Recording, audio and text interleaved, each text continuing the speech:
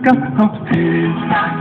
Så är semestern redan klar. Man ska ha husvagn. Det har jag sett att alla har. Man ska ha husvagn. Och skriva in familjen i. Man ska ha husvagn. För då blir man fri. I många år så var det inte färdiglängst resa.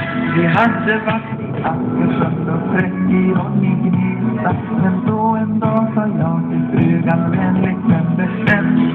Vi skaffar oss ett hus som går på hjul och där med en ska ha en hus. Med kylskåp, tv, dusch och hus. Man ska ha husvagn. Det blir som hemma på något hus. Man ska ha husvagn. Och den ska vara stor och se. Man ska ha husvagn. Tänk vad man får se. 5 minuter Falsterbo, 5 minuter Koster, 5 minuter Flenio och 5 minuter Kloster, 5 minuter Örebro, 5 minuter Fjäll, 5 minuter Rasthätt, Europavägsmodell. Man ska ha husvagn. Då blir det bättre.